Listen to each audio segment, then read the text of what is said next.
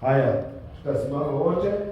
Wimbo wetu Nyimbo za Kristo hapo niweka kwa ukuta. Nipe Biblia. Wimbo namba ngapi? 50. Nipe Biblia. Tutaimba stanza ya kwanza na ya pili pamoja na chorus. Stanza 1 chorus and 2 chorus. So tuongoze kiongozi. Nipe Biblia, nyota ya furaha.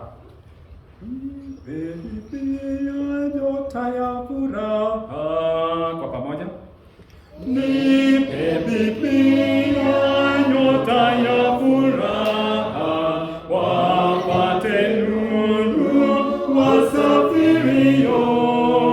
Hakuna la kuzuia amani, kwani Yesu alituokoa. Nipe Biblia, neno takatifu, nuru yake itaniongoza.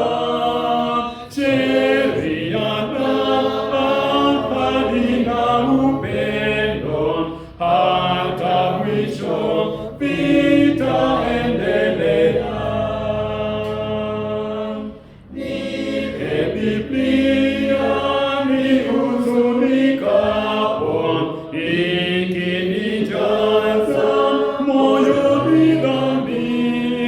Nipe neno nzuri la Bwana Yesu, nimwone Yesu Mwokozi wangu. Nipe Biblia, neno takatifu, nuru yake itaniongoza. Sheria na ahadi na upendo, hata mwisho vitaendelea. Tuombe. Mtakatifu Baba na Mungu wetu, tunakutukuza masaa haya mchana. Tuendapo Baba kujifundisha neno lako, utuongoze, nena nasi na utupe neema ya kurekebishwa. Kwa jina la Yesu Kristo tumeomba na kuamini. Amen. Alafu ndio ninapo nasikia hii kitu si kama ile ilikuwa ya mchana. Mbona inakaa hivi?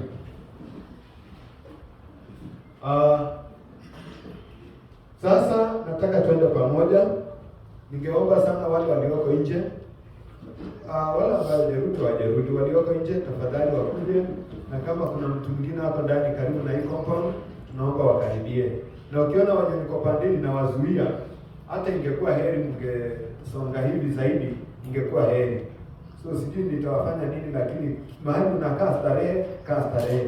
Lakini ukiona uone vizuri, maana napenda kusimamia upande huu, maana sitaki kwenda kwa chombo hiki na siwezi kaa huko sana na ninafundisha hapa. So tushirikiane pamoja, maana naenda kufundisha kitu kikubwa sana. Kuna mahali nilifundisha hiki kitu mpaka watu wakaniuliza, mbona usiende kufundisha district nzima? Nilifundisha katika kanisa langu, wakaniambia mbona usiende district nzima? Nimeenda district nyingine kule Bad Forest, nikafanya semina ya muziki. Wakaniambia si kitu ungefundisha kwa union nzima. Nikaambia hapana, kuna mahali marekebisho kuanza. Hatuanzagi na kila mtu. Hata nyakati za ukuta wa Yerusalemu ulipokuwa umeanguka, Nehemia hakuchukua nation nzima ama taifa nzima. Aliamka kama binafsi, akasema nataka marekebisho. Akaanza usiku, akatafuta watu wachache, akafanya survey.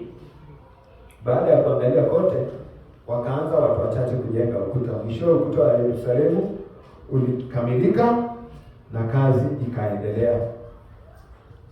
Mwanzoni nilikuwa nimetengeneza mafundisho haya katika lugha ya Kiingereza, lakini nilipogundua nakuja hapa, nilijitahidi kabisa kwa neema ya Bwana, nikatranslate mpaka nukuu za roho ya unabii nikaziweka kwa Kiswahili.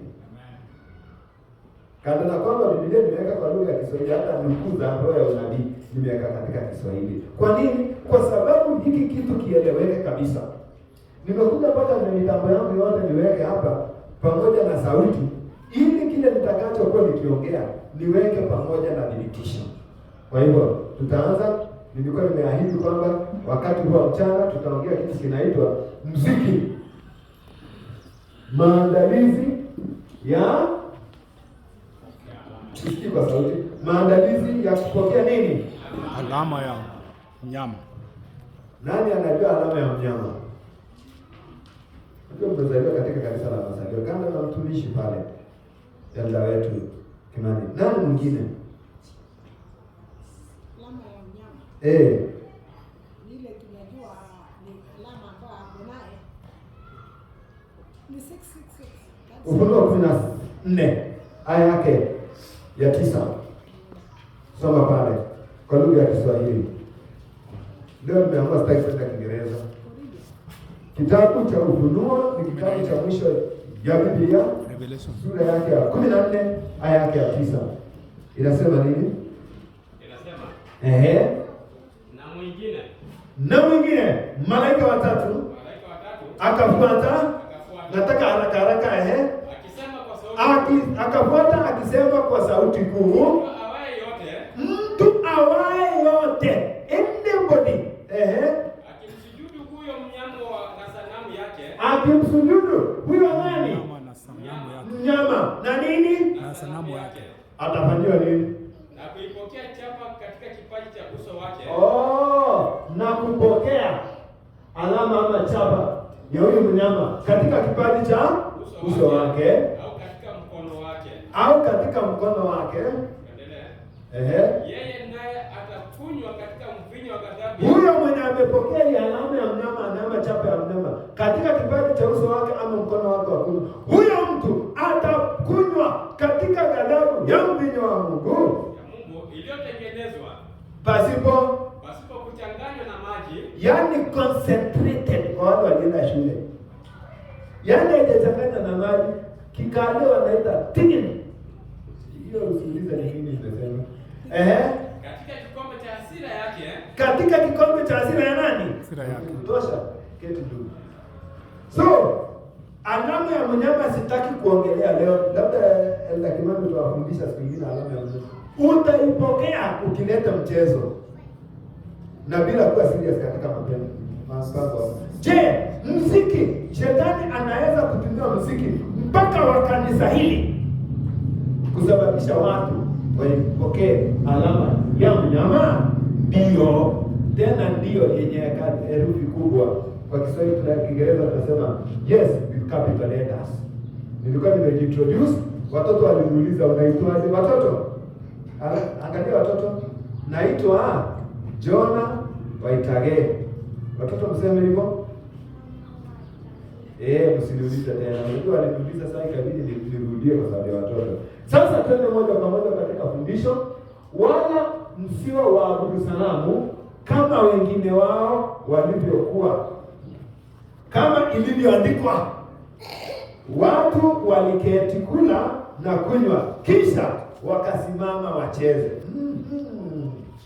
Yaani kuabudu sanamu inashikana na mambo haya yafuatayo: kukula, kukunywa,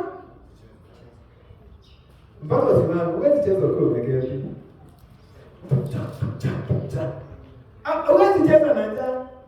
Mama, leo tutaenda tuseme tupasue katikati. Aidha upone ama ufe ukiwa hospitali.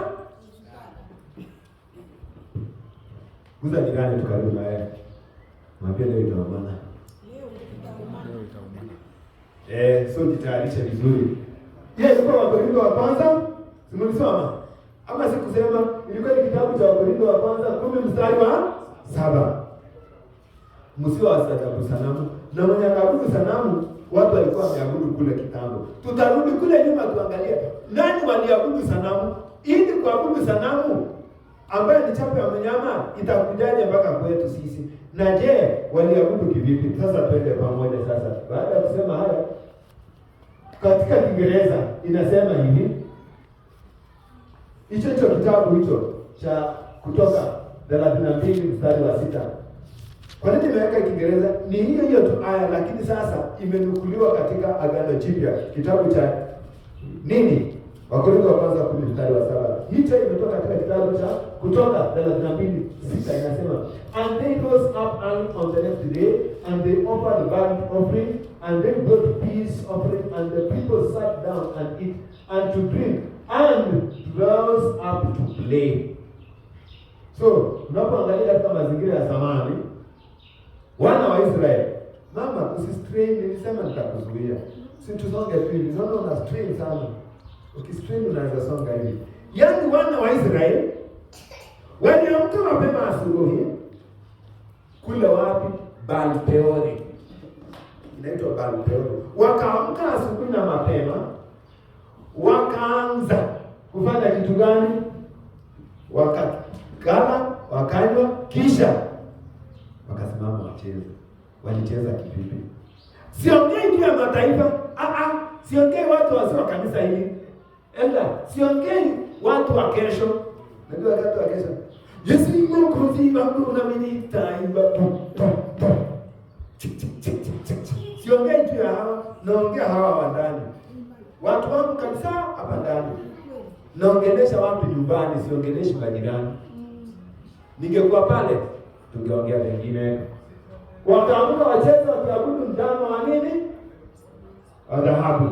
Sasa ilikuwaje? Ibada ya sanamu inahusishwa na mambo yafuatayo. Inahusishwa na karamu, pati, ulevi, nyimbo na uasherati. Uasherati na kanisani? Kama kuna wenye wanaongoza kwa uasherati katika kanisa ni wanakwaya. Wanakwaya mko? Nimesema kabisa.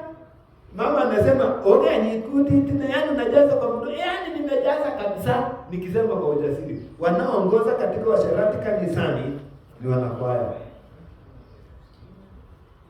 Kwanza wameweka nguo zao vizuri hivi, wamejipamba. Alafu akuja waimbe hivi, alafu anafanya hivi. Alafu ngine kifua inatikisika na kuna vitu vingine hapa si kama yangu. Alafu kwa nyuma wamepatiwa kiti cha kutosha. Alafu hawataki kukaa hivi. Wanataka kugeuka kidogo hivi, wamekaza nguo. Nitakuonyesha utulie usikie na pressure. Alafu sasa hataki kusimama na hivi, anataka kukaa hivi, alafu atigize kidogo akitembea kama kuku inaitwa kuku ndani. Hiyo ni njia moja shetani anatayarisha watu kupokea chapa ya alama ya mnyama. Na inahusiana na nini? Karamu. And that is why leo nawasaidia kimawazo tu. Leo ilibidi wa mama wachange chakula alete kidogo kidogo hivi itutoshe. Siku ya kwaya kunapikwa hapa. Umeenda siku ya kwaya kanisa lolote ambalo halijapikwa tu vizuri, tena chakula cha kutosha kila mtu. Tena hakuna mtu anaambiwa rudi saa 8. Hakuna hata sasa itasikia imetangazwa hata siku ya kwaya rudi saa 8. Hakuna. Lakini wanajaa mpaka watu wanakosa mahali pa kukaa. Karamu na ulevi na nyimbo na washerati. Wapate wanakwaya baada ya kwaya ndio. Ile tangi itakuwa hapo. Unaona? Yaani ni mama fulani anaenda fulani. Ile hali kwa mwingine basi. Na mume wake anamsalimianga hivi habari.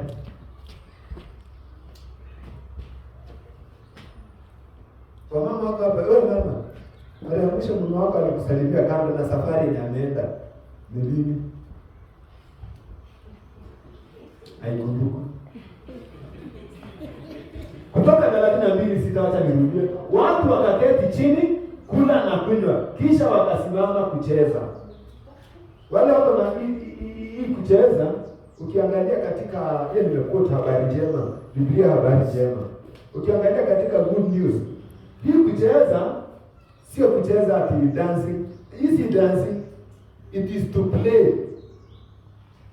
Ndio watu wazima mmenielewa, to play Soma kwa Good News. Usiniona mtu akana Good News Bible hebu soma.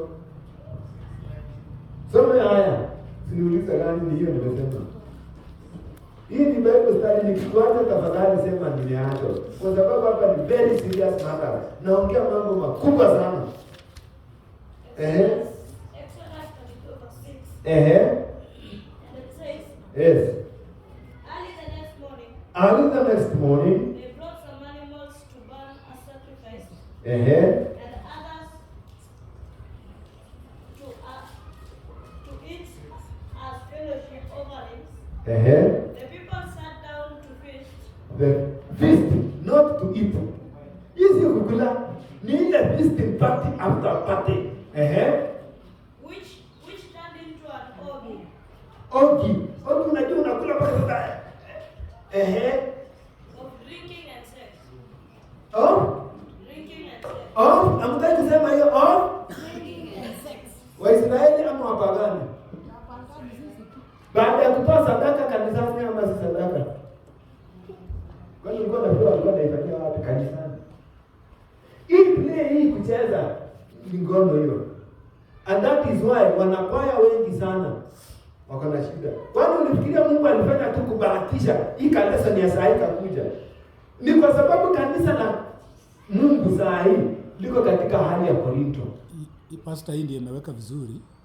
Soma hii. Soma hiyo. Hii verse 6 nasema ya kwamba and they rose up early in the next day and offered burnt offering and brought peace offerings and they kuna sadaka ya makambi na kuna sadaka ya kanisani ya kawaida. Sio ndio imesema? And people sat down to eat and drink and rose up to play. Ili haijasema vizuri, ile ndio inasema vizuri. Ili haijasema vizuri, and that's why nilisema msome katika Good News. Good News inasema early the next morning they brought some animal to burn a sacrifice. Hiyo ni zaka na sadaka. And other to eat as fellowship offering. Hata fellowship offering ni sadaka ya makambi ya wageni na ya shukrani. Endelea. The people sat down to a feast. Feasting.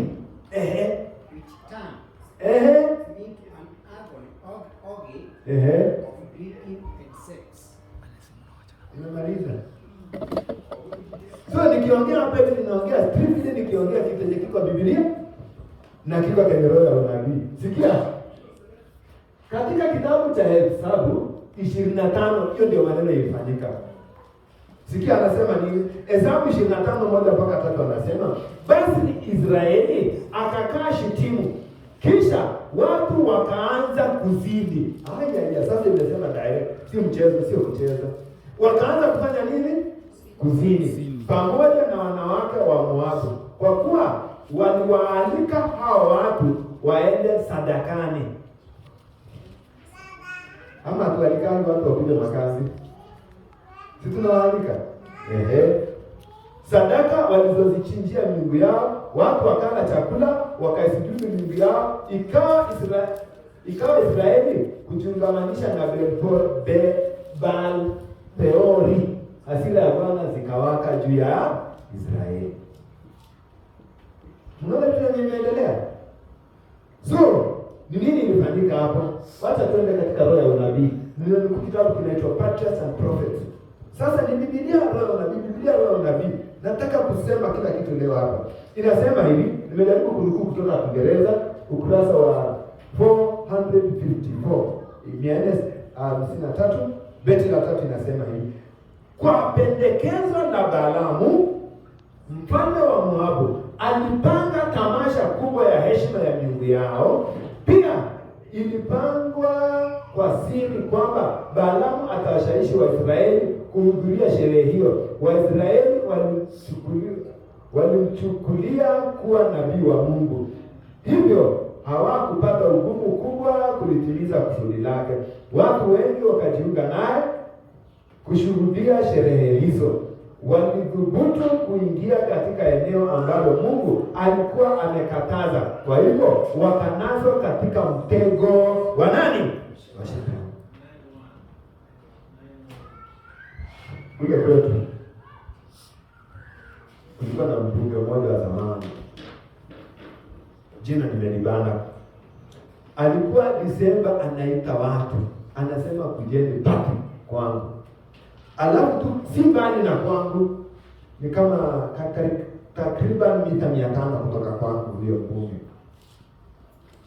Huyu mbunge anaenda, Wakristo waliuliza, anasema kujeni kwanza nyinyi wachungaji ndio muombe. Ndio muombe mkuu. Na kuambia ukienda pale anafanya hivi. Mnaita champagne lakini naita pombe. Unashika alafu unafungua tu. Na saa hiyo anahakikisha ni Ijumaa jioni. Tunasema hapa happy Sabbath. ndio hawa na ukisema neno la Bwana linasema, unaona sana. Ukisema na tusimame tuombe.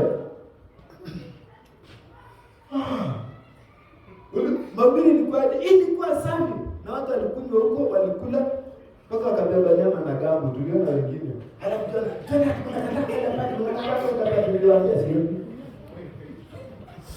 hiyo ndio bado ilifanyika. Wakati huyu nabii alikuwa nadhania ni nabii wa Mungu kwa sababu alikuwa na bala enda walani wana Israeli. Akakuja akawabariki. Watu wakaona yeye ni mtu wa Mungu. Nimewahi keti mahali kule Kisii. Tangu wa vijana nimekaa tu hivi kidogo. Kumbe mtu mmoja hapo ambaye jina limelibana, cheo kikubwa kanisani, amesema kuna vijana the whole station wamekusanyika hapa. At least tutaokota na wengi ni wale wamekuwa colleges, universities, soko wako na kula kuja kuongelesha hapa. Niliambia mchungaji, next time nikiona hivi vituko vikifanyika hapa hatutasimama na wewe. Nimekataa. Maneno aliwaita.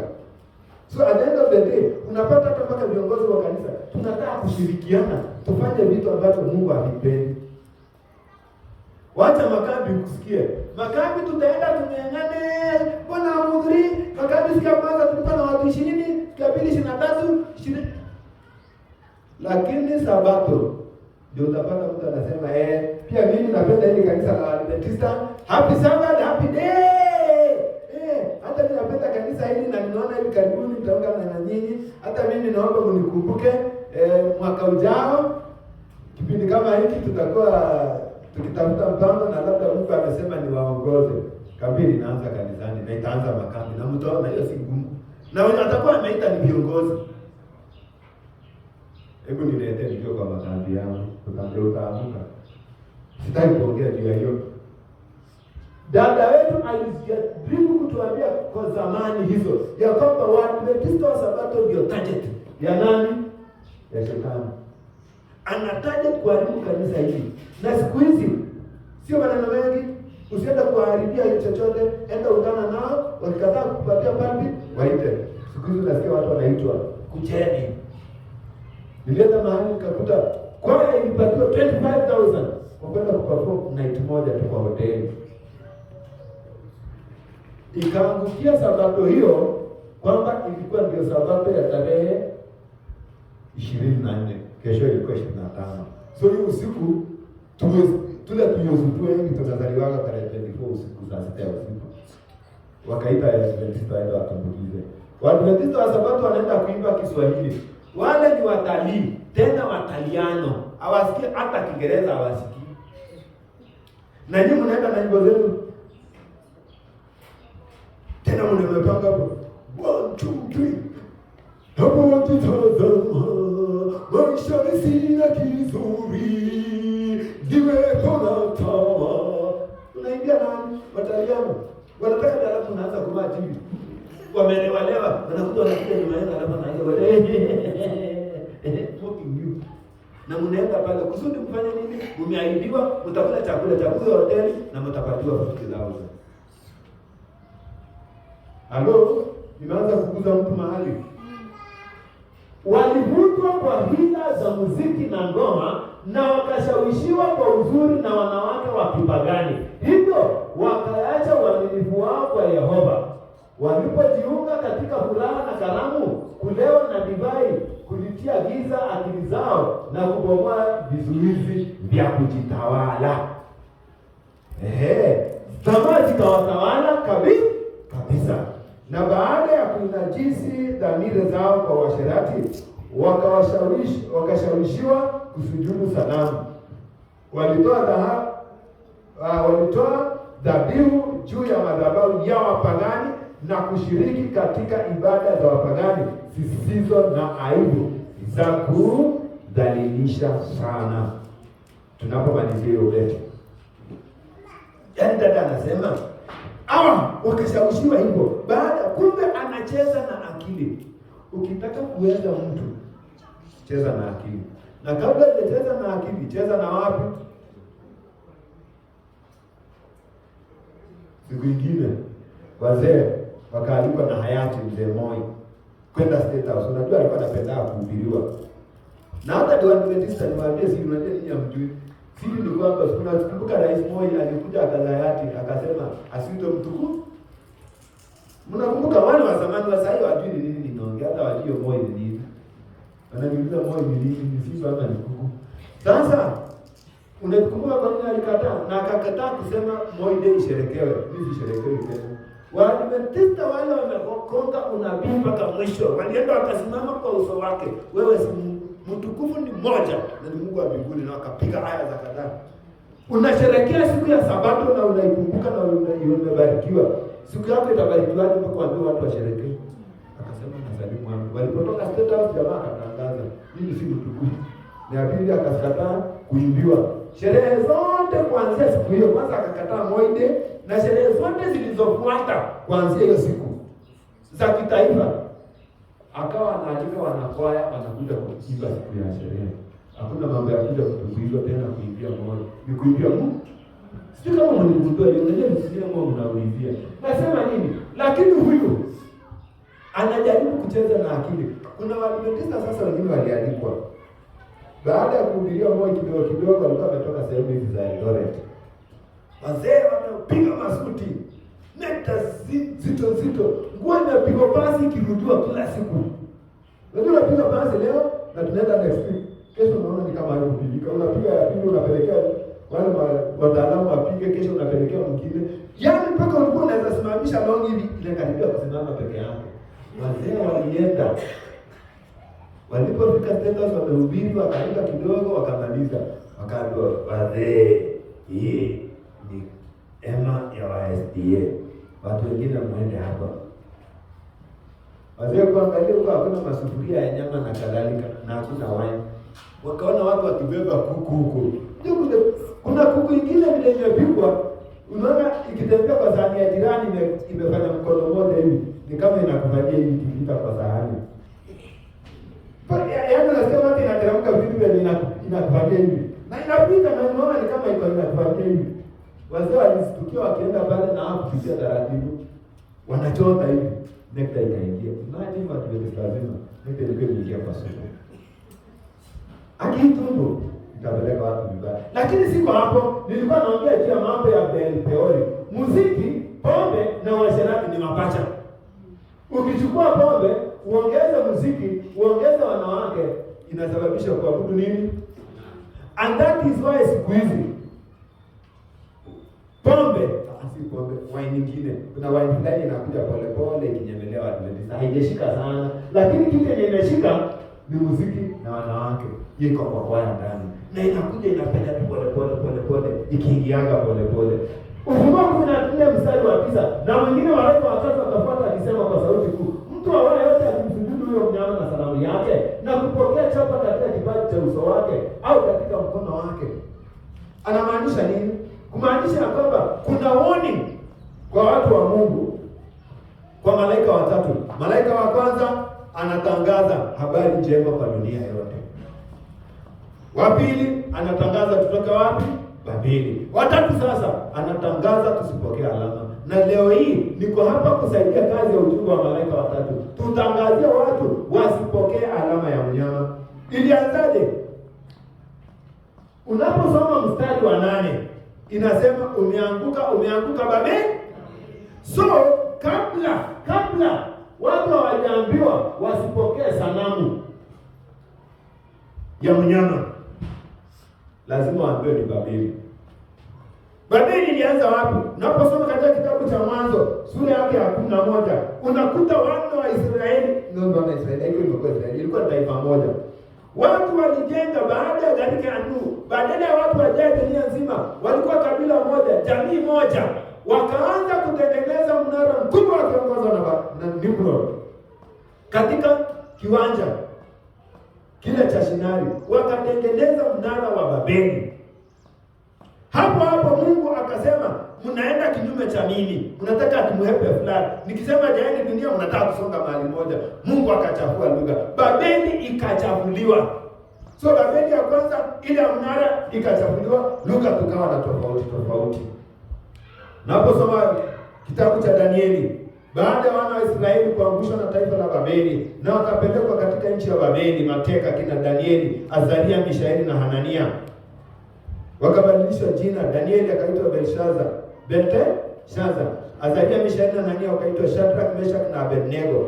Watu wale walikuwa ni waabudu sanamu. Ndiposa baada ya Danieli kutafsiri na kusema ya kwamba kichwa cha dhahabu ni Babeli, wewe Nebukadneza. Na Nebukadneza katika sura ya 3 akatengeneza sanamu kubwa, akasema hapana, mimi nitaishi milele, mimi ni wa dhahabu kuanzia juu mpaka chini na mniabudu.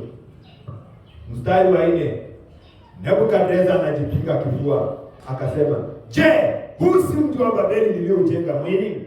Kumaanisha Babeli ya kwanza ni machafuko, Babeli ya pili kiburi na uabudu sanamu, Babeli ya 3 ni Babeli sasa ya kiroho tunaongea juu yake. Tunapoambiwa umeanguka Babeli, hii ni mafundisho ya uongo yanayochafua, yanayoelekeza watu kuabudu sanamu, yanayoingizwa kanisani pole pole.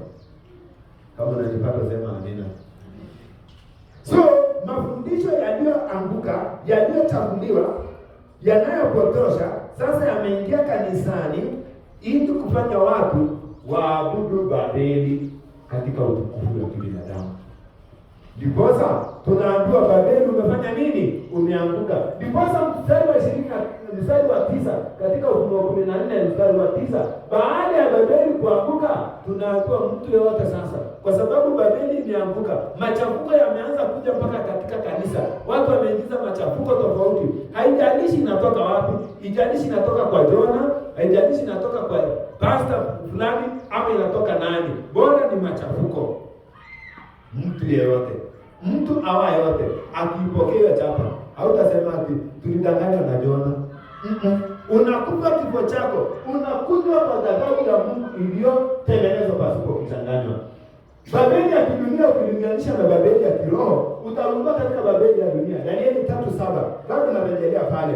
Basi wakati huo watu wa kabila zote waliposikia sauti ya panda na filimbi na kinubi na zeze na santuri na zomari na namna zote za ngoma, watu wote wa mataifa na lugha wakaanguka, wakaabudu ile sanamu mfalme Nebukadneza aliyesimamisha. Babeli inakuja kwa njia ya muziki. Kabla Nebukadneza hajajipiga kifua, kulikuwa na muziki. Kabla kanisa letu halijachafuliwa, wanaingiza sasa kwa muziki, kwa sababu wanajua huwezi tenganisha Mwadventista wa Sabato na Biblia. Huwezi kutenganisha na roho unabii, ijapokuwa wengi hawajasoma, lakini huwezi kutenganisha na nini? Biblia. Kwa sababu Waadventista wa Sabato ni nini? Sola Scriptura. Biblia na Biblia pekee. Ni wakati wanasoma. Uliza hata Waadventista wako hapa ndani enda. Mtu akupatie memory text 5. Anaanza na mwambie usinipatie John 11:35 Jesus wept, na usinipatie John 3:16. Kwa sababu nipatie nyingine. Unaanza kusikia na mwambie Ufunuo sura ya 1 mstari wa 5 inasema Bwana ndiye mchungaji wangu. Okay. Shetani akajua uwezo wa kutoa kwa Biblia kwa sababu wako na lesoni ni Bible study asubuhi. Wako na mahubiri ni Biblia. Wako na sanane ni mabiblia. Hao watu utafanya nini? Waingize kwa muziki. Waachana na Biblia waingize kwa muziki. Unapiga muziki kivipi? Hakikisha wasikie katika kanisa kuwe na panda, kuwe na filimbi, kuwe na kinubi, kuwe na zeze, kuwe na santuri na somali na namna zingine za ngoma. Isikuwe tu ni mtiririko ya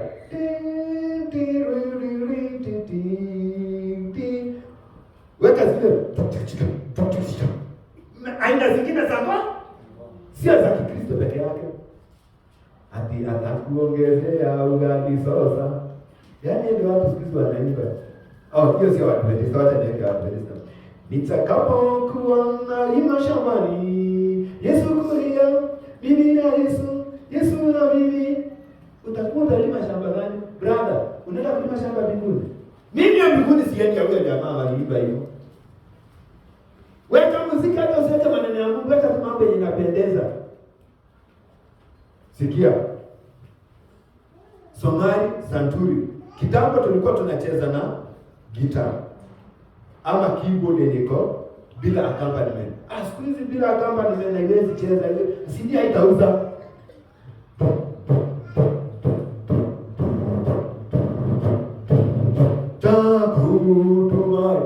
Yaani lazima iende pamoja na wanataka katika accompaniment wa kuwekea sauti.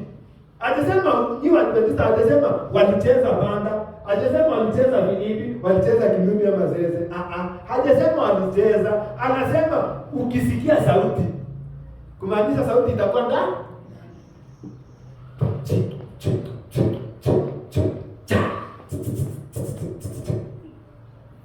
Kwa kanga zetu haziko. Saa hii unaweka accompaniment ni reggae kabisa, ni reggae. Unaona watu wanafanya kitu hivi kabla mziki haijaanza. Kitakumbuka nilikuwa kanisa, kumbe vitu vimeenda. Nitakuonyesha mfano. Watu waliinama wakainamia sanamu kubwa ambaye Nebukadneza alisimamia, na hata saa hii dunia nzima inataka tuweze kuabudu sanamu namna hiyo. Unaona? Watu waweze kuinamia nini? Sanamu. So, tunamaanisha nini? Shetani alitumia muziki katika siku za Nebukadneza kufanya watu waabudu sanamu, kinyume cha onyo la Mungu katika amri zake. Amri namba ngapi inasema usiabudu sanamu? Mama, amri namba ngapi inasema usiabudu sanamu? Iko Exodus chapter 20 verse 4 to 6. Ukashika namba 2, mama. Haya. Lakini vijana watatu wa Kiebrania, Shadraka, Meshaki na Abednego, hawakusujudu pamoja na Wababiloni. Waliamua si atusujudu. Hizo miziki sio zetu. Walikuwa unajua ingekuwa ni wasaizi wangesema tujifanye tunafunga viatu, wasiseme hatukuinama.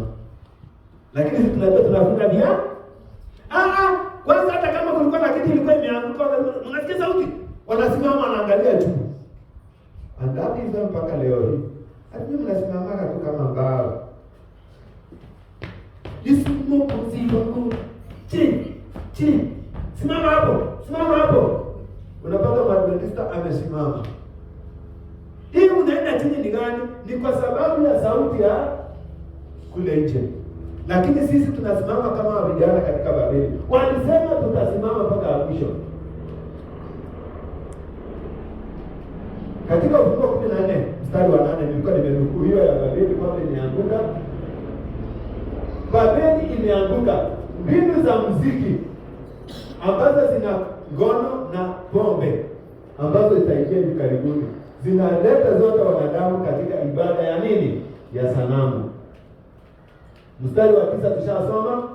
Mungu anasema ibada ya sanamu na alama ya mnyama ni njia ya kibabeli ambayo itaunganisha dunia kuiabudu. So, itakuwaje? Dada wetu katika kitabu cha Last Days Events. Kwa wale wanasoma nukuu vitabu, wende usome. Ni ya maana sana. Kwa nini nikanukuu? Haingekuwa tu haja niseme, ilikuwa lazima ninukuu ndio ujue kuna uzito. Katika page 159 paragraph 1, Last Days Events, anasema hivi: mambo uliyoyaeleza kuwa yalitokea kule Indiana. Na nabii alisema ilikuwa wakati wa camp meeting. Indiana, watu walikuwa wamekusanyika Indiana wakati wa camp meeting. Bwana alinionyesha kwamba yakatokea muda mfupi kabla ya kufungwa kwa muda ama mlango wa rehema. Kila aina ya jambo hili na utaratibu itaonyeshwa. Kutakuwa na kupiga kelele, ngoma, muziki na kucheza. Fahamu za watu wenye uwezo wa kufikiri kwa busara zitachanganyikiwa kiasi kwamba hawawezi kuamini na kufanya maamuzi sahihi. Na jambo hili litaitwa utendaji wa Roho Mtakatifu. Hili kanisa ilifanyika Indiana wakati dada Ellen G. White alikuwa hai, na litafanyika leo hii. Wacha niulize tu wale ambao mmeona hizi music extravaganzas, music Sabbath nini na nini. Hata ile ingine tulikuwa nayo juzi hapa, tulikuwa hapa nyuma. Kanisa letu hapa Mlimani. Watu wakimaliza baada ya uimbaji mzuri na wamachi kidogo. Nani alisikia ukeni ukiletwa? Tulianza kusikia watu wakisema kwa nini? Sasa watu wanaanza kurudia kile dada huyo alionyeshwa kabla ya miaka yani 100 years before it happened. Alikuwa ameandika akasema kila aina ya jambo lisilo na utaratibu, akaonyeshwa kupiga kelele. Imefanyika kanisani. Saa hii watu wasemi amen, wanapiga makofi na makelele. Na watu walikuwa naimba, unasikia umesuguzwa kidogo unasema na iwe hivyo. Amina. Saa hii ni makelele. Alitaja juu ya ngoma, si ngoma zimetajwa ndio hiyo. Ngoma ni gani saa hii? Ni ngoma hizo. Ni kana kwamba unapiga skuti lakini sasa kinapigwa na piano siku hizi. Jambo lingine ametaja hapo ni kucheza. Je, Waadventista wameanza kucheza katika nyimbo? Walianza kufikiria kwamba wanaonyesha, wakaanza kuonyesha vitu vingi. Saa hizi kuonyesha, niliuliza kanisa lingine. Tena nikaita, sababu ilikuwa ni music seminar, nikawaita mbele. Nikaambia kwa ya kwanza kuja, kwa ya fulani kuja, ilikuwa ni districts kadhaa wakakusanyika kama station. Nilikuwa na makanisa karibu ya 11. Nikaenda nikasema kila kwaya inaimba. Kulingana na hiyo mimi nitakuwa ninaita, mimi mnipee list nikaita kwaya. Mimi nafundisha nikiita kwaya katikati. Nikaita kwaya nyingine. Wakasema tunaenda mbinguni. Na sasa wanafanya hivi. Mnaona vile mnaenda, si mnajua vile mnaenda. Ati tunaenda? My friend, unaenda mbinguni hivyo. Utaenda, ufike Kapsuse, uende ukienda mpaka Bomet. Sisi hatuendi hivyo. Brother, ama utaenda hivyo. Sisi tutapaa. Wewe unaenda hivyo, enda tu. Utaenda mpaka Kisumu ukienda hivyo. Sisi tutapaa tukienda mbinguni. Ndugu kaza mwendo wa imani. Hivyo ndio kukaza imani. At least hata ungeniambia ndugu kaza imani uonyeshe mtu akibatizwa ama akiomba, hiyo ndio kukaza imani. Kukaza imani ni kutembea. Basi kama kukaza imani ni kutembea, sile ndio watakuwa wa kwanza kufikia imani. Cheki. Unajua nimesema nitakuwa nikitumia mpaka mifano. Anasema kitu kilichofanyika katika Indiana ndio inafanyika. Sikilia maneno manne. Ya kwanza kutakuwa kupiga kelele, kuna ngoma, ya pili muziki, wa tatu na kucheza. Je, iko katika kanisa leo hii? Baada ya miaka 100 ikitabiriwa, ilitendeka? Rock music. Kabisa kata. Neangua kiuno. Mcheza imeingia. Kwani hizo wanyimba mtu? Muziki wa pole pole. Muziki usiokuwa na kasi. Ukiteremka. Hapo unasikiaje? Hiyo kawimbo kakipigwa kwa baadhi jioni. Unajua ni vile mtakaa kutembea karibu na hizo vitu na mnajipata mnaokoka sana. Enda. Ushatembea jioni karibu na baadhi, nyimbo gani zinachezwa? Tena vizuri sana. Ile masaa basi ile naanza kuingia. Apigani za dunia apigi siku hizi zenye zina trend nzuri za KSD. And that's why zinavuma hivyo. Anasema nini? Last days event bado naendelea na hicho kitabu. Usikie hii ni utabiri kanisa hili lilipewa. And that is why this is the only church ilipewa roho nabii ikatumulikia vitu kitambo kabla hajatendeka miaka 100. Msongamano wa kelele. Ati nimesema nini? Ukisoma hii nini kwa Kiingereza itakwambia vizuri sana. Msongamano wa kelele, yani mapitu zinafuatana kwa nyimbo mpaka hata uelewe wanamaanisha nini. Msongamano wa kelele za vurugu huzishtua hisia na kupotosha kila ambacho kama kingeendeshwa kwa utaratibu unaofaa kingekuwa baraka. Badala bariki watu, unasikia muziki mpaka maneno inaimbwa, alafu anarudia maneno akifuatana na nyuma hivi. Unashangaa ni nini ingekuwa baraka? Si kitu hivyo tu taratibu na tutasikia na tutaenda mbinguni. Lakini sasa nguvu za mawakala wa shetani, agents wa shetani, huungana na makelele na mashindano na mshindo huo ili kuleta tamasha na fujo. Na jambo hili huitwa kazi ya Roho Mtakatifu. Hata ni watu wanaimba sana kufanya hivi vitu kwa hizo. Kumbe pawa za ibilisi zimeingia kwa watu. Unafikia, haleluya! Wewe ingine. Na sasa Anasema wacha tutaimba wimbo moja na kwa ya Mlimjini watuimbie wimbo moja. Na kwambia timalizi kuna warudie nyingine.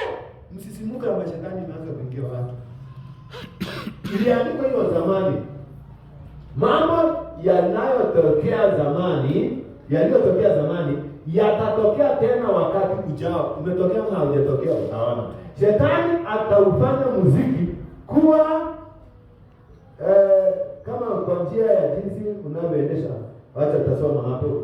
Angalia vile shetani anatumia kibao.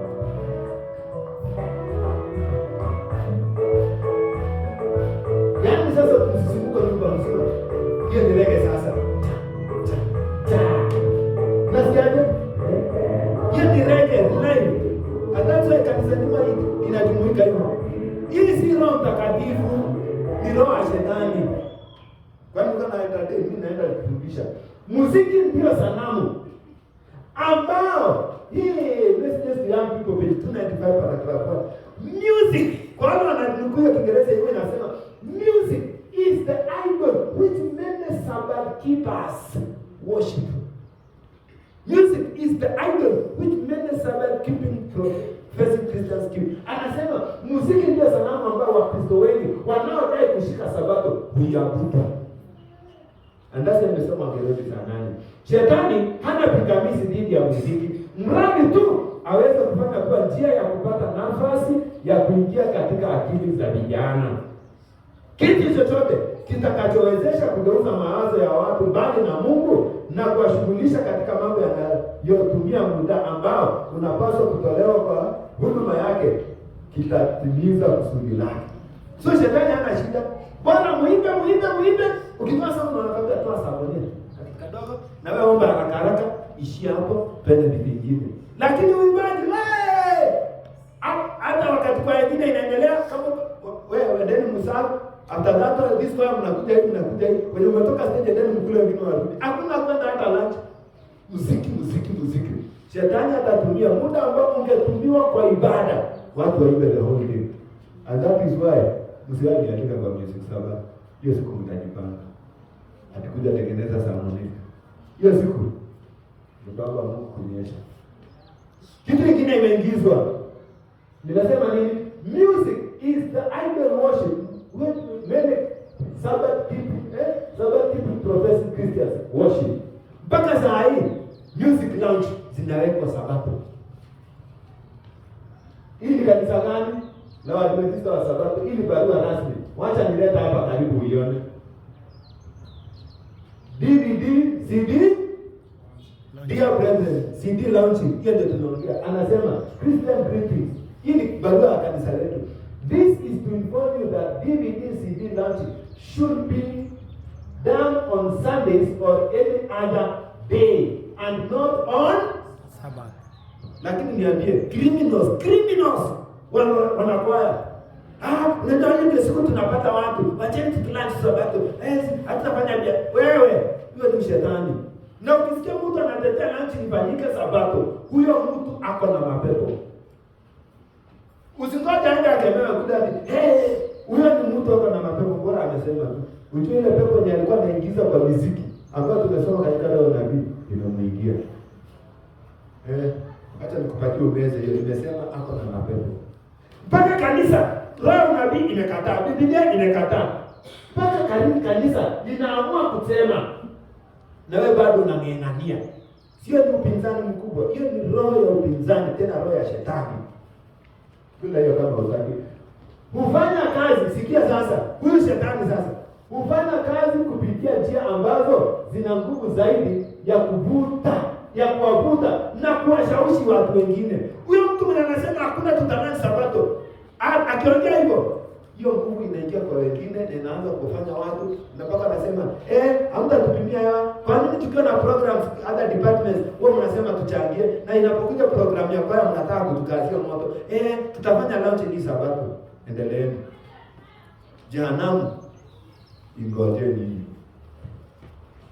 Wanashawishi watu wengine ili wabaki katika hali ya kudanganyika na kufurahia udanganyifu huo, huku wakiwa wamepoozwa na kutishwa chini ya uwezo wake. Shetani anataka kucontrol watu wamwabudu na wapokee chapa ya mnyama kupitia huu muziki. And that is why 3/4 ya bodi huwa ni wanakwaya. Labda mjini mko tofauti. Hata kitu kikataliwe, hata mpaka mchungaji ajaribu kutetea, na kwa sababu wako wengi wanasema na mimi kanisa letu na demokrasia. Democracy, yes, demon, crazy. You are a demon and you are crazy. Ndio unaitisha demokrasia. Kama Mungu amesema ni hivi. So messages now 295 paragraph 1 tutasoma hiyo maneno ueleweke. Baada ya kusema hayo, ndio mnataka kuja kutufanyia sasa, mnaenda kulunch kwaya. Alafu mnatuletea muziki ya dunia. Na unashawishi watu wengine ili wabaki katika hali ya kudanganyika na kufurahia udanganyifu. Watu wanafurahia udanganyifu hii. Hiyo ndio udanganyifu watu wanafurahia. Tikiza, koroga. 1, 2, 3, twende. Geuza. Weka pia. Twende. Hiyo ndio upuzi watu wanafurahia siku hizi. Warumi 15 mstari wa 4, Babeli ya kiroho. Kwa kuwa yote yaliyotangulia kuandikwa kama yandikwa kwa kitabu ya Daniel chapter 3 na chapter 4 yaliandikwa ili kutufundisha sisi, ili kwa saburi na faraja ya maandiko tupate kuwa na tumaini. Haiandikwa bure akikaa tu pale isomwe na panya na mele na buibui jubani. Iliandikwa tuweze kujifundisha. Babeli ya kale ilijitokeza tena katika siku za mwisho. Itajitokeza tena katika siku za mwisho. Pombe na uasherati itaonekana kwa sauti ya midundo ya kibabeli pamoja na mavazi ya kibabeli. Ukitaka kujua watu wamelewa siku hizi, hata kama hatalewa physical pombe, shetani atahakikisha anaonyesha pombe yake ya kiroho. Ili katika muziki na sauti ya midundo, hata ubaaji, utaona wewe ni mlevi. Unajua mlevi na amekunywa ni kahaba. Mkristo amelewa ushetani na ameleweshwa na ushetani, hata bila anaimba mdundo wa dunia. Reggae, raga, hip hop. Bila amevaa, utaona yeye jamaa ako market. Ako sokoni. Haje uabudu sanamu. Sikia, hata bila wanaimba, unaona yeye ni akilevi, ni akibabeli. Haje. Digiza kabisa kama walevi. Tenda kama mlevi sasa. 1, 2, 3. Mlevi. Kabisa hii ni mlevi yenye wamelewa na ushetani. Ufunuo 18:22. Wala sauti za wapiga vinanda. Nataka usikie. Unajua mbinguni ni kuzuri sana. Hizo muziki tutaimba mpaka mbinguni. Mtakimbiza na rege kama hizo na maji kama hizo. Tutanipangazo tukizunguka tukia ni ujinga za shetani hizo.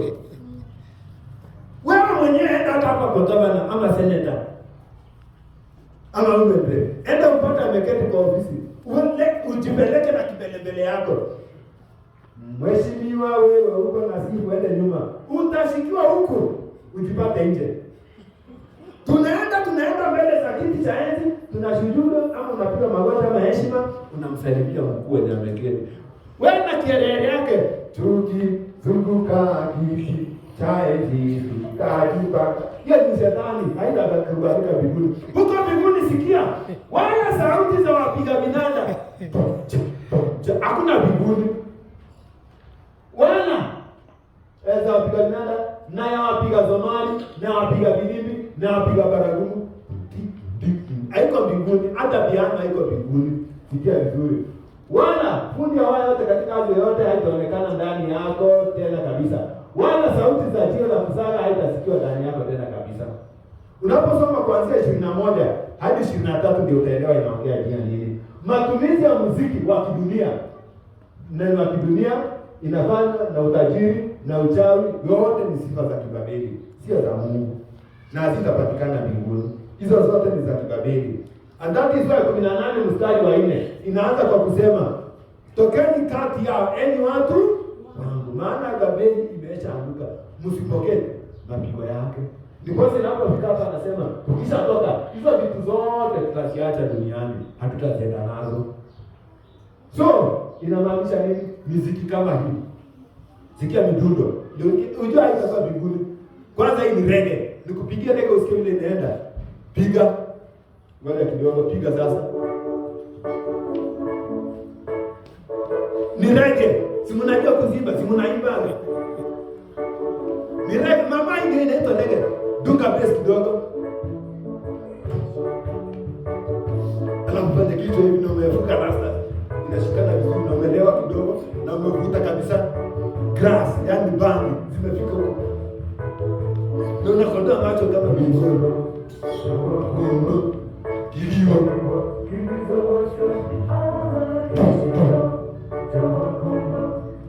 Hata kama una unyamaze bado ni reggae. Piga sasa. Kabisa. Ndio reggae sasa, spirit ya shetani imeingia.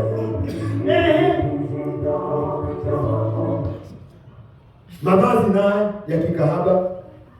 Yaani unavaa, unakaza. Mpaka tunajua mama umevaa suruali kama imepaka. Angalia. Angalia. Hiyo ndio unakubalia. Alafu tusaidia na nini? Hii ni mavazi ya kikahaba kwa sababu umeshiba utajiri wa kishetani, umekunywa ukalewa. Anataka unapata wamepepeza. Unapendeza. Uko smart uko mwasherati. You are very sexy, that is the name. Hii ni kitu ambayo inafanya watu mwishowe watu wendista waanze kupokea chapa ya alama ya mnyama. Maana shetani anajiingiza pole huko akitumeza.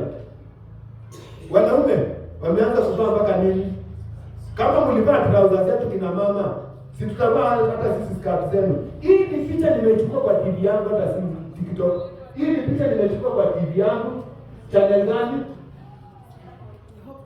Hizi picha ni video, angalia vizuri. Nimechukua tu niona hii ni gani tena ni maendeleo. Kama huko na mimi niliona na ndio nayo ni maendeleo, kwa sababu shetani amefanya intoxication. Ili watu pole watengenezwe, wapokee chapa ya nini? 66. Dada anatushauri nini katika Patriarchs and Prophets? Hii ni roho ya unabii. Kurasa 457 beti la 3. Hiyo ni Patriarchs and Prophets. Kwa wale wanaoandika unaandika PP 457.3. Wananielewa nimesema nini? Shetani anajua vizuri sana udhaifu wa moyo wa wanadamu, anashughulika nao. Anajua kwa maana amechunguza kwa bidii ya kishetani kwa maelfu ya miaka, sehemu ambazo ni rahisi zaidi kushambuliwa katika tabia ya kila mtu. Na katika vizazi vyote vilivyofuata amefanya kazi ya kuangusha hata watu wenye nguvu zaidi. Viongozi wa Israeli kwa kutumia majaribu yale yaliyofanyika sana kule Dan Peo. Mambo ya kukula, ukunywe, mwamke ucheze muziki. Na mkicheza muziki unapata sana tunaweka wamama mbele, wazee tunaweka nyuma. Tukiokoka tunakaa wazee wapande hii ni base, wapande tunakaa tena. Lakini shetani hata tukiokoka tufanye mipango gani, bado shetani ni yule. Mkikaa nyuma wanafanya hivi, alafu anatingiza hivi. Kwani mnafikiria hatuoni huko? Na venye mmekaza mpaka unikamo ukiangalisha wembe hivi inafanya tia. Nasema mmetuwekea vizuri nyuma hivi na tuko hapa nyuma. Wazee tukasema tutaki kuona nyuma, hata tukae kando. Tulipokaa kando mnangoja, alafu ile tunatembea, alafu unaanza kutuunganisha hivi. Tena unaanza kutukimbizia hivi. Na mnataka tuwasupport tukuje hivi, tumacho wote tukienda huko. Yaani tuko mwisho hivi. Wanavuja hapa katikati, wale wawili wako katikati wanaanza kutokezea hivi, wengine wanafuata. Wanaume tutakaa wapi? Nyuma. Kutingiza ni ile. Hiyo ni shetani. Na hivi karibuni Waadventista watapokea alama ya mnyama bila kujua. Anasema hivi, hiyo shetani anatumia hizo mbinu zote. Anajua kabisa, soma Biblia, omba, hiyo si shida shida, lakini bora nikiingiza kapepo yangu kupitia muziki mbaya kama hizo za reggae na nini. Kwanza nyimbo mtu karibu niambia, yaani nyimbo unasema ni mbaya. Si hata umesikia na ukajiuliza, kumbe reggae inachezalo. Ni vile saa zingine utidii maanani. Sikia. Vile mnavaa. Hii ni Pentecost, si ndio? Hii alama ni ya Pentecost, si ndio? Halo? Hii alama ni ya Pentecost. Na wenye macho yake inafika umejua ni kanisa gani limeandikwa hapo. Hii na hii nguo mnavaa, kisha mnatumachia hivi mkifanya hivi na mmekaza huku ni kinyesi kiko, si usalama. Tunataka kwenda mbinguni, hatutaki vinyesi. Kwa nisani jamani, situokoke. Angalia. Kwani mnafikiri ninasema vitu hapo? Mbona msiangalie pande hii? Unataka muangalie huko na washiriki tumejaa hapa. Hamtaki wanaona kwenda mbinguni. Bibi shetani analewesha watu kanisani. Watu wamekaza manguo ndio hizo. Naye kiongozi hapa nao naangalia vizuri kufurahi. Hiyo ni nyembamba, hiyo ni kubwa. Washarati mnaendelea kanisa. Asiba tujatosheka, mnaanza kuturudia reverse. Kwani nyinyi nyoka? Wote uone. Mmekaza sasa, mnaanza kuturudia nyuma, mnatupeleka nyuma. Alafu mnatarajia tuseme amen kubwa. Wapi amen kubwa? Wapi amen kubwa? Mnarudi reverse nini? Ushetani huo tu. Mwende mseme nilisema, hata ndio ninaweka kwa YouTube, mtaipata. Wakitaka kuona waseme mimi nimesema, watu waokoke. Uimbaji wa kisasa katika muziki yeyote, melodia, yani melodia, hiyo ni mpangilio wa sauti. Mdundo, vile vyombo vinavyochezwa. Harmony, hiyo ni muunganiko wa maneno na sauti. Na maneno ya wimbo ama lyrics yapaswa kuchunguzwa kwa makini na kuhakikisha kwamba vimetakaswa na vinafuatana na kanuni za Biblia. Uwezi niambia na kaza mwendo mbinguni alafu na bebe na kaza mwendo aisikani ya aisikani.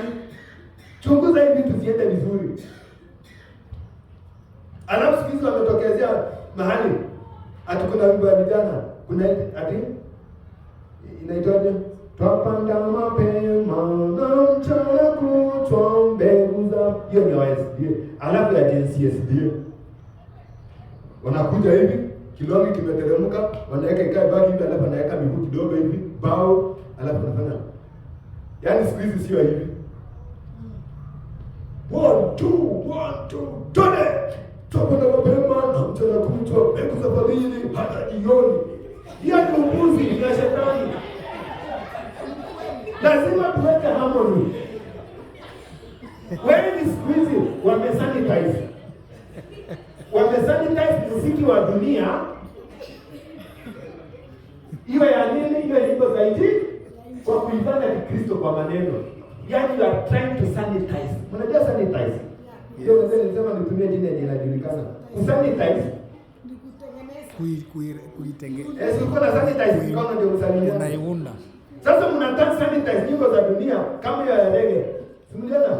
Kishindo. Yaani una sanitize reggae kwa kuiweka maneno ya Biblia. Unatumia Biblia kusanitize reggae. Ndikubalika kanisani. Hakuna.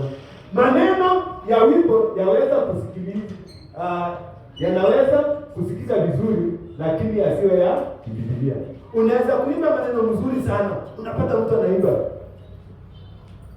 Yaani mtu anaimba vizuri sana, lakini si ya Biblia. Kama ile wimbo nilikuwa nimetoa mfano, nitakapokuwa nalima shambani, Yesu kulia, mimi kusho. Maneno ni mazuri lakini si ya Biblia. Hiyo bado ni uongo na ni shetani anajaribu kuleta sanitization kwa wimbo.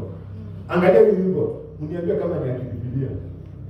Yaani watu wana sanitize muziki ya dunia kwa kuongeza maneno yenyewe.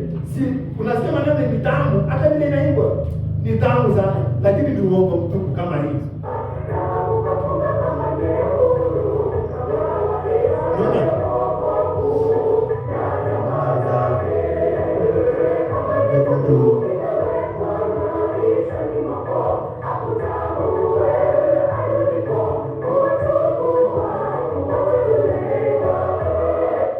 Kamba nyekundu ilimwokoa nini? Dhahabu. Na kamba nyekundu, je, wewe umevuka kamba nyekundu kwa ishara ya wokovu? Hiyo maneno ni mzuri, hata hiyo muziki ni mzuri. Ni vile wamesanitize maneno ya uongo wakaifanya Kikristo. Biblia kitabu cha Waebrania sura ya 11, kwa imani kwa kamba nyekundu. Kwa imani Rahabu yule kahaba hakuangamia na nani? Na jamii yake, alipowatoa wapelelezi kwa njia nyingine. Si kwa imani, kwa kamba nyekundu. Kamba nyekundu ilimuokoa Rahabu, kamba nyekundu. Si inakaa utamu hiyo wimbo, lakini ni uongo. The words might sound good, but it is not true. Kuna tofauti kati ya ukweli na utamu. Maneno yanaweza kuwa tamu lakini si ukweli. Sikia wimbo sasa. Ati ni kamba nyekundu ni wokovu. Hapana, Kenya kilimfanya Rahabu akapewa wokovu mpaka akakuwa katika lineage ya Yesu Kristo. Kwa ni great grandmother ya Yesu Kristo. Ni imani, si kamba nyekundu.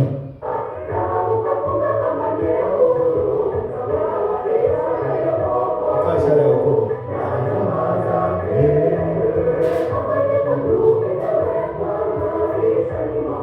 Kamba nyekundu umewekwa maishani mwako. Usisikie ati kamba nyekundu imewekwa maishani mwako, iwe ishara ya wokovu. Alafu damu ya Yesu ifanye nini? Hivi vingine wa Kristo tusianze kuiba vitu ambavyo shetani ametufanya. Tutaokokaje? Tutasaidikaje katika mambo kama hayo?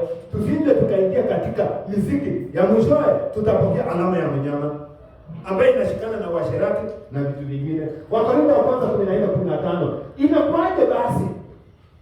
Tunaambiwa tutapokutana, kuna mwingine hapo anaimba, kuna mwingine anaomba anaimba. Tunaambiwa mtaiba kwa roho, tena mtaiba kwa akili pia.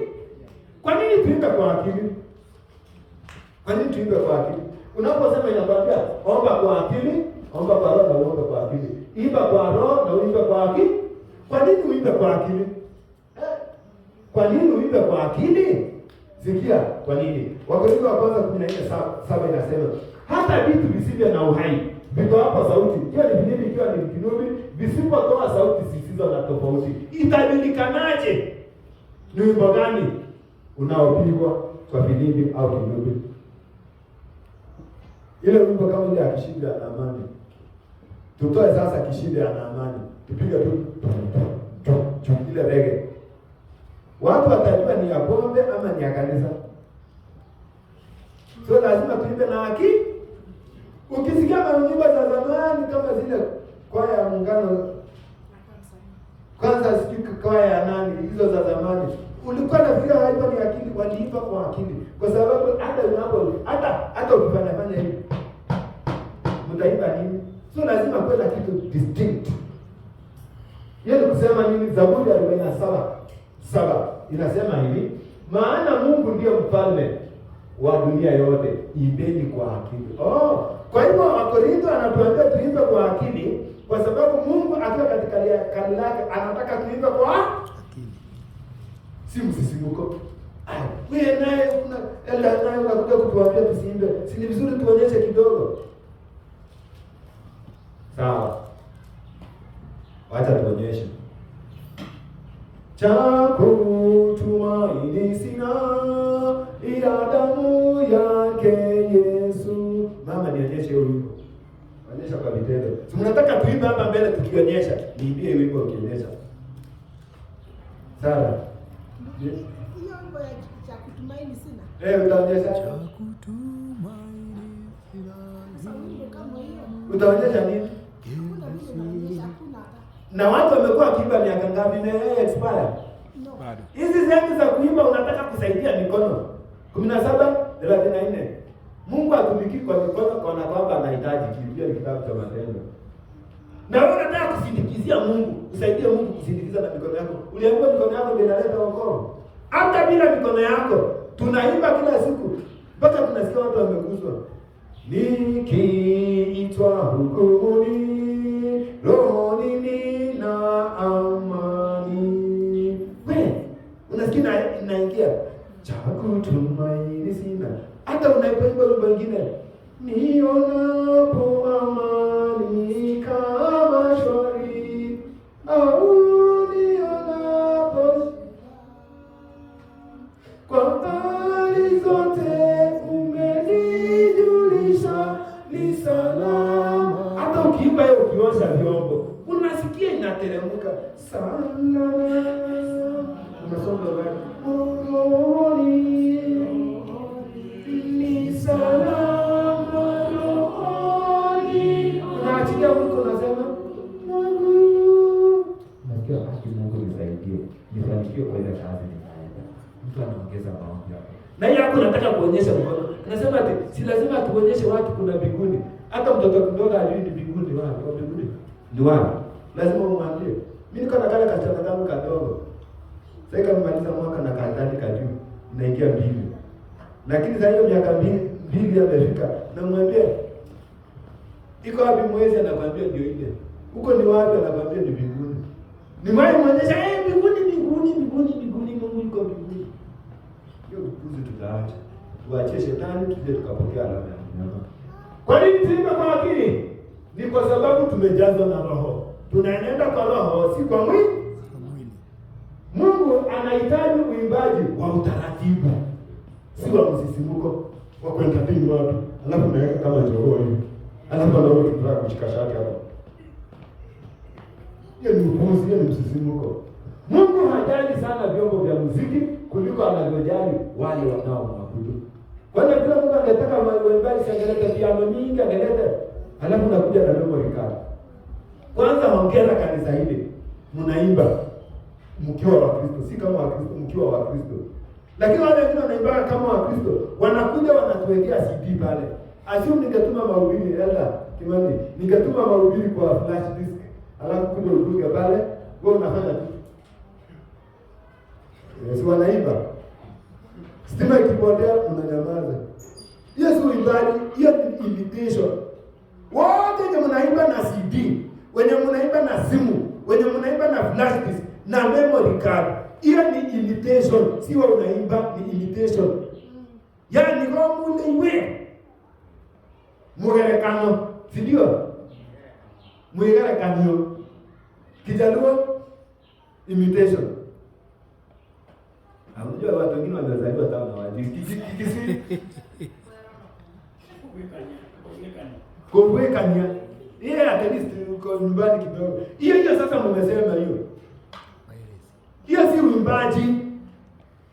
Huo ni mbinu shetani ameanza kufanya watu wapokee alama ya mnyama, kwa sababu unaabudu shetani, unaambia shetani mimi nakutukuza, wacha chombo kiive. Hiyo sijaongea. Siko na nukuu hii, si kwa sababu nilikuwa najaribu kuwasaidia tusipokee alama ya mnyama. Tuimbe kwa akili zetu, si kwa vyombo.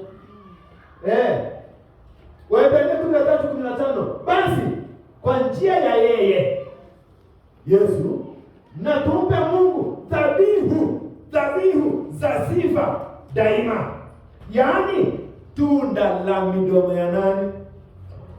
Hiyo zabari jina lake. Kwa tunda la midomo ndio Mungu anataka. Tunda la sisi. Tunda la memory card. Tunda la simu.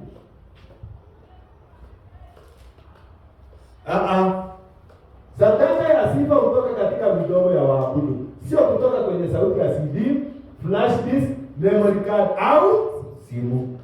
Mungu anatutaka sisi wenyewe, sio sauti zetu zilizorekodiwa.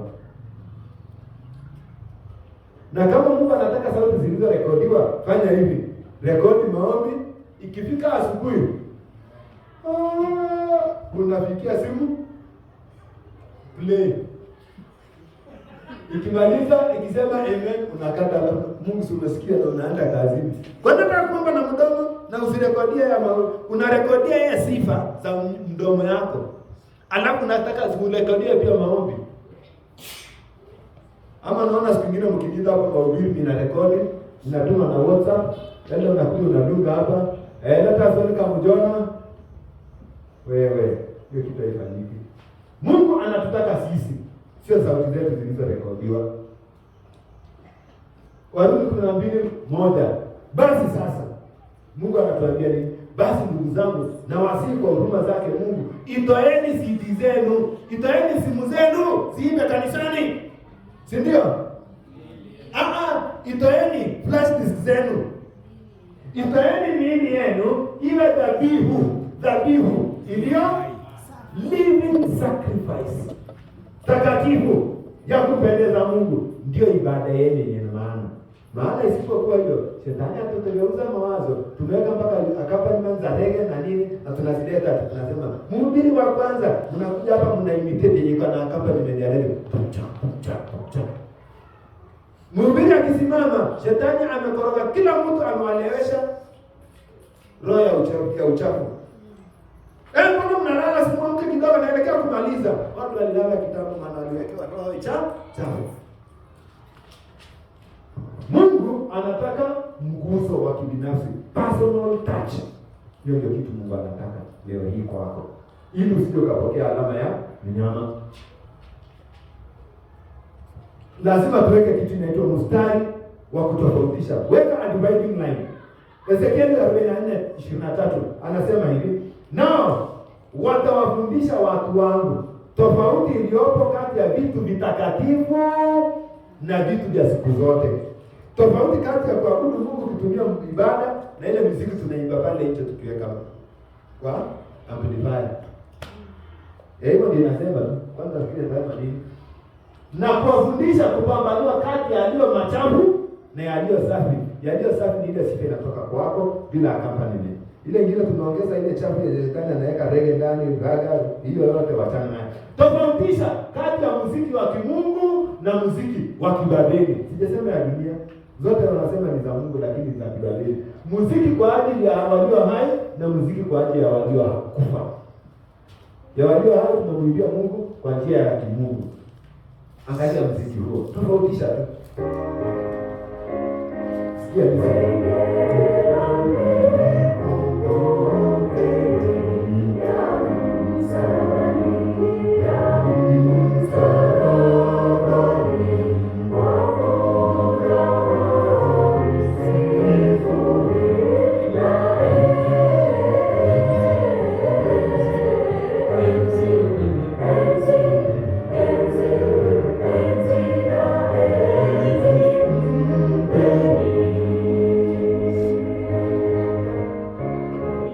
Unasikiaje muziki? Iko na uhai. Kiasi cha haja. Na hiyo nayo.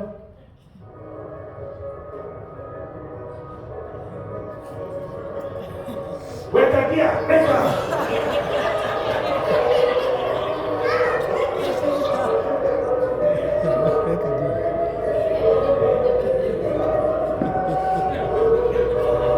Na ni kanisani pasi kwa shirika mwenyewe. Weka rivers. Na mnafuatana wote. Weka dia rivers.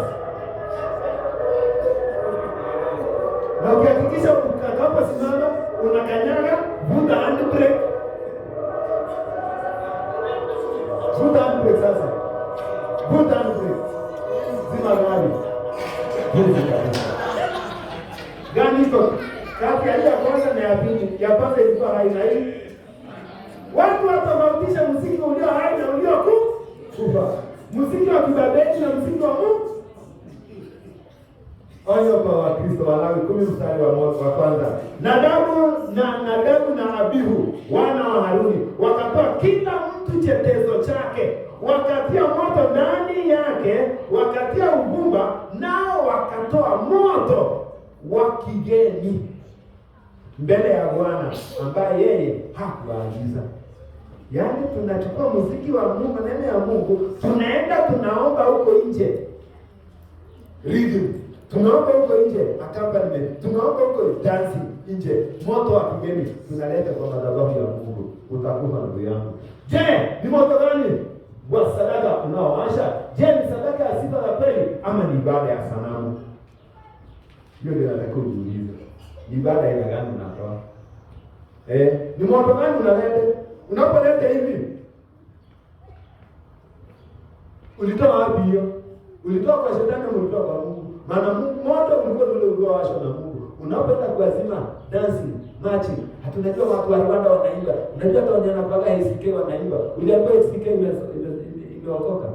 Kwani Rwanda ndio mbinguni? Mbinguni kuna wazee 24 wanaomwabudu Bwana. Uliambiwa wanafanya nini?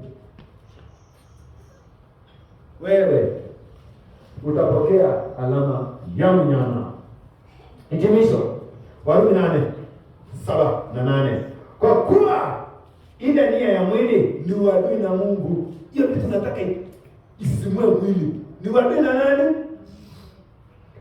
Kwa maana haitii sheria ya Mungu. Haiwezi. That is why itaenda katika ulaji, mwisho itaingia katika ujarati. Tunafanya kesi nyingi kwa mabaraza kwa sababu ya kwaya. Kwa sababu gani? Waliposisimuana hivi na wamekaza mpaka zibali zinaonekana na wako hapo mbele wameinama. Wanaume tunafuata hapa nyuma tu kama jogoo. Unasikia kukuka hivi. Bure kabisa. Wala haiwezi kutii. Wale wafuatao mwili hawawezi kumpendeza Mungu. Wale wanashangilia mpaka mnasema amen. Kwa hizo vitu wenye vituko wanafanya na hizo miziki na kucheza na flash na mnasema amen. Hakuna siku mtapendeza Mungu, hata yeye mtaangamia. Hata hizo mkiimba na muziki pale, mimi siwezi sema amen. Nilikuwa karibu hapa kuruka na ile mliimba. Niseme amina kubwa. Yaani kuna wanaume wawili hapa wameimba this afternoon. Nikangoja please amina ya uo. Nikasema Adventista wangu. Yaani mpaka mseme, mwambie simuseme. Kwani wewe usisikie hiyo kitu imeingia rohoni na unasema amen. Ana mwabudi sikubarikiwa mpaka hata usambaze kwa ndani. Mwili haupendi mambo matakatifu, especially ya muziki. Lakini tunapopokea Roho Mtakatifu, hutuwezesha kumtii Mungu katika nyimbo tunazoimba na hatimaye hatutapokea chapa ya mnyama anapoileta. Kwa sababu anatumia muziki na mitindo mbalimbali kuweza kutumaliza. Kwa hayo, nani hapa na swali kabla hatujaomba? Yes, brother.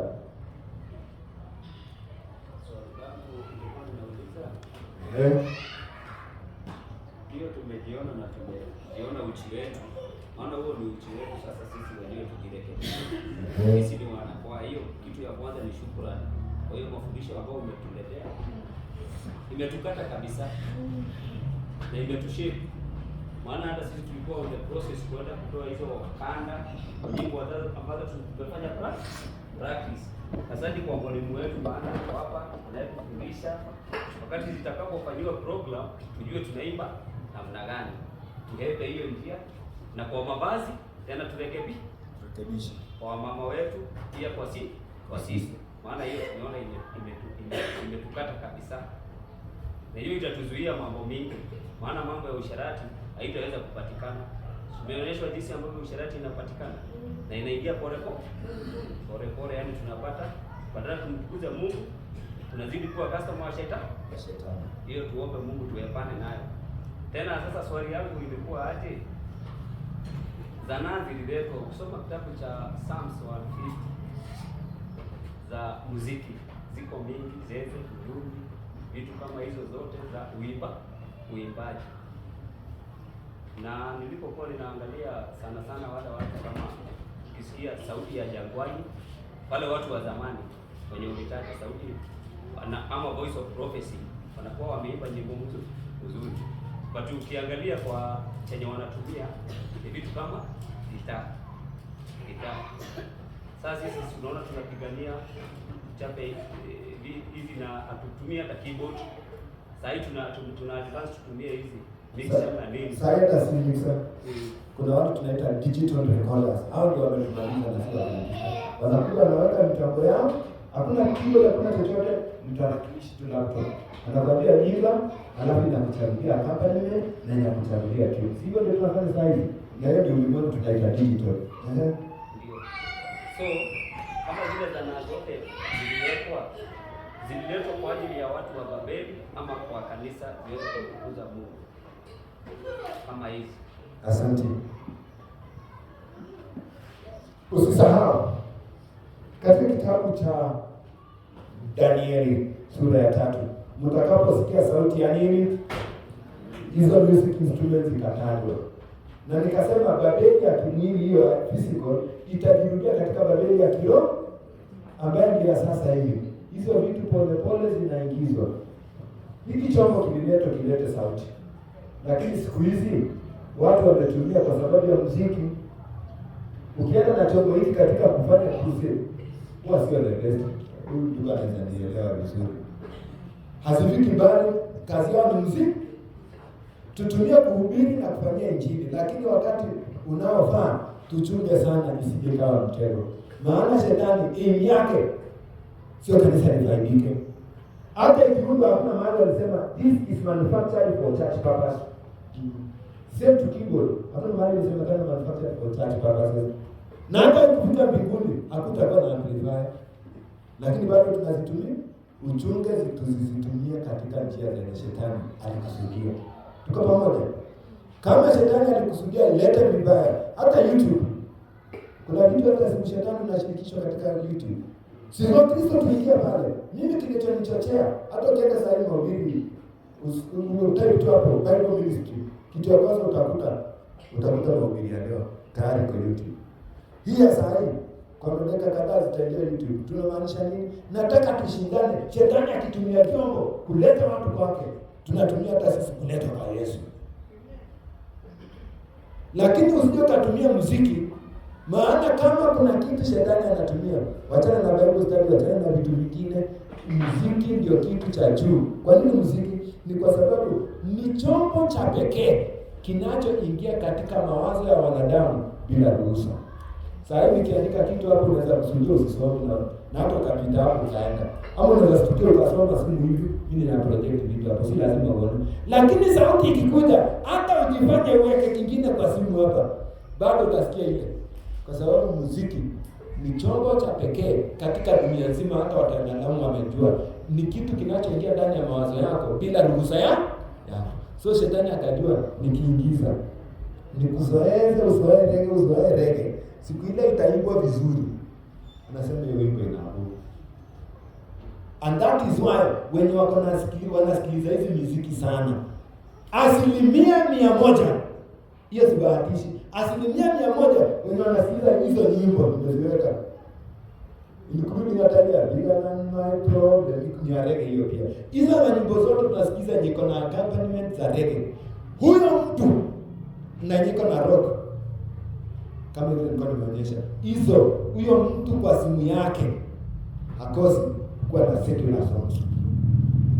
Na hata ukisema twende saa hii nipe simu yako. Naona sikizaga hizo nyimbo, na lete tukague simu yako, hatutakosa nyimbo moja ya kidunia.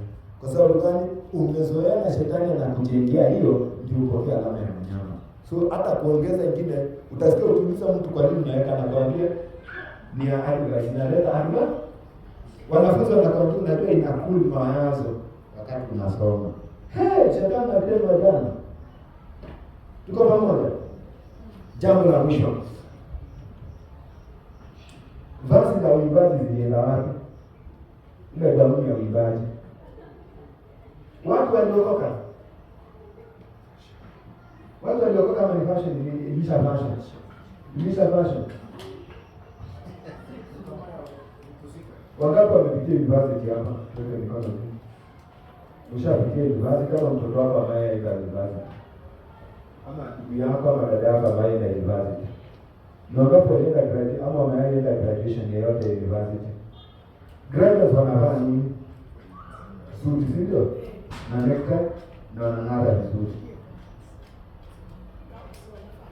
Wanavaa suti peke yake. Suti peke yake. Bila university graduation gown.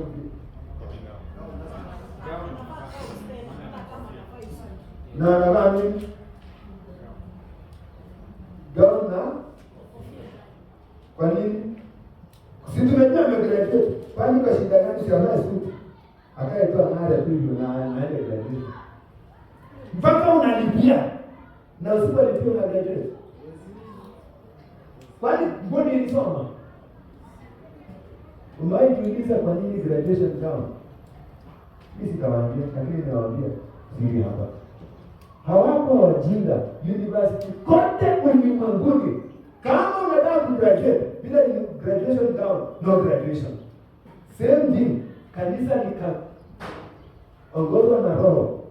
Lile kitu linafanyika pale la elevation. Hii inamaanisha elevation. Sasa hivi Biblia ile kanauzi, nataka ile kanauzi katikati. Nani kanauzi? Ndio yako. Ndio tutoe uzi. And that is why unapovaa ama leti hapa haraka. Katika graduation lazima uvalishwe kitabu. Bwana nani niwaambie nikofia bila tu naweka nishike kichwa. Ile ni kitabu unavalishwa. Kwa hiyo mwanangu kimewekwa uzi kando. Hii inamaanisha nini? Umefundikwa ujinga wote, hata kama uko na suti yako ama marisho yako ama nini yako ama miniska, unafundikwa ujinga wote kwa sababu umeweka akili yako nini? Unaona kale kauzi. Umevaa kitabu? Hiyo ni kumaanisha nini? Umepandishwa hadhi ya kutoka illiterate tu. Unapovalishwa ile nguo tulikuwa tunavaa tukiimba, inamaanisha kwamba umepandishwa hadhi. Wewe si nenda hivi. Wewe ni mhubiri ambao umepandishwa hadhi, ukafunika ujinga wote, unatangaza ni kitu kimoja.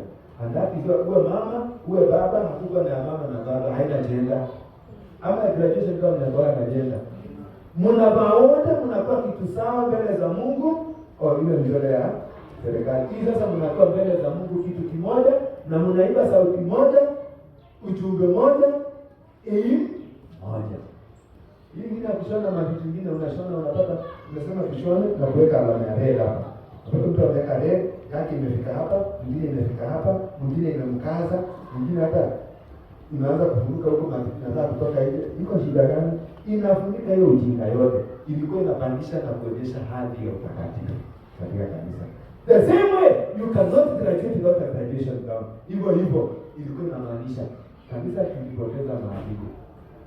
Nionyesheni university moja ulimwengu mzima leo hii wanasema ya kwamba tulichanuka hatuna graduation gown. Hii ilikuwa old fashion. Kunaye.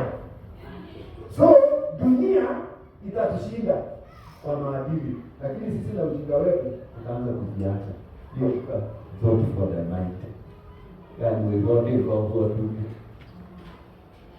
Hiyo mbele kwa mawa ya mjio kwa nini tuliacha? Ni kwa sababu kuna hali fulani ilipotea. Mungu awabariki kwa jina la Yesu. Amen. Tunasemaga kiita na mwanzo tusimame tuombe. Kuna swali. Simama tukiuliza. Simama.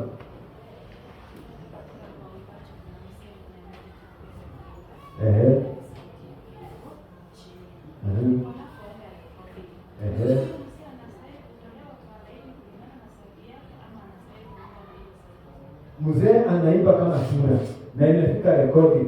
Watu wa digital hawakuji kuwasaidia kuimba, kuwasaidia leo. They are coming for business. Na wanataka business yao iuze. Andapo ndio wanataka kukutoa kwa laini, watoe hivi kwa laini, wabakiwa na wale wanasikia wao kwamba ni sharp. Ndio hii kanda yetu na nini iuze. Hii kazi yetu ionekane iko sharp. Kwa sababu tulipunguza watu. And that is why recording zote.